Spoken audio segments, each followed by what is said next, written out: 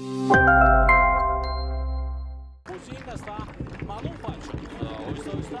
شاید بعد از بازی امروز در ورزشگاه هستند و کوشش میکنند که البته بازی رو از نزدیک تماشا کنند و دسته البته بازی اول بود نسبت به اون اولو تغییرات زیادی در دسته به نظر نمیرسد وقتی جدی‌تر و بازی سخت‌تر در پیش است و این نمایت دسته یک از دسته های نوکار یک از دبیوتانت ها در لیگ عالی مبارزه خواهد بود صدق میامتا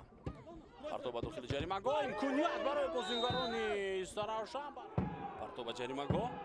امکانیت برای زدن ضربه اما بازیگران این دسته به هجوم میروند پس به داخل جریمه‌گاه فرصت برای زدن گل ضربه و توپ از پهلوی دروازه گذشت حمله نوبتی دسته اولبوک باز هم آغاز شد از مرکز میدان و پس علاقه به کنار بود امکانیت نوبتی و دروازه‌بان سراوشان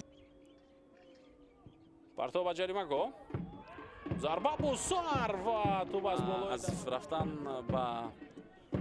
در دور چهارک نهایی انختارش این دسته بر مقابل دسته دوستی بازی کرد دوستی رو هم شکست داد با حساب 3-4 و به دور نهایی برآمد رو به نزد خود دعوت کنند چون که الکی یک دفعه اونها رو فهموند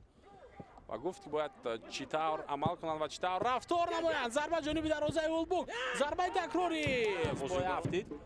نتوانست حمله رو ادامه بدهد سلیموف سفرعلی کریموف پرتابی و با جریمه‌گاه امکانیت برای زدن ضربه از جانب دروازه سراوشان پاس سفرعلی کریموف به کنار ضربه از مسافه دور و باز هم یک ضربه دیگر باز هم بازیگران دسته هولبوک کوششی به هجوم گذاشتن رو دارند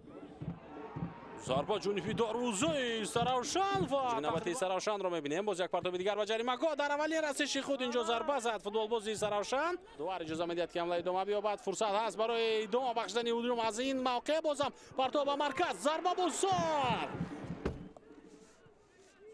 ایلهام براتوف پرتابی به داخل جریمه‌گاه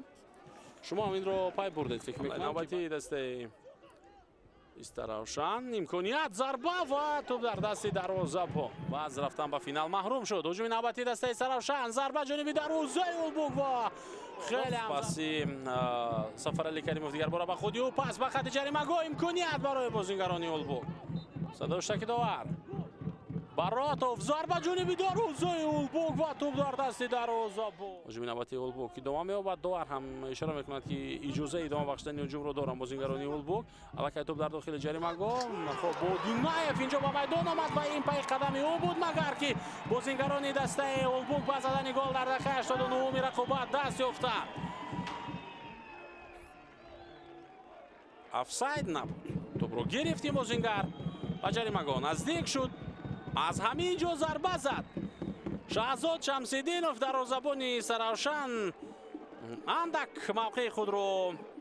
درست اشغال کرده بود البته انتظار نبود که از اونجا راست جانبی دروازه‌اش ضربه زده میشود ولی در فوتبال هر چیز رو انتظار شدن در کار است و برای همه حالت امید در اجرای پس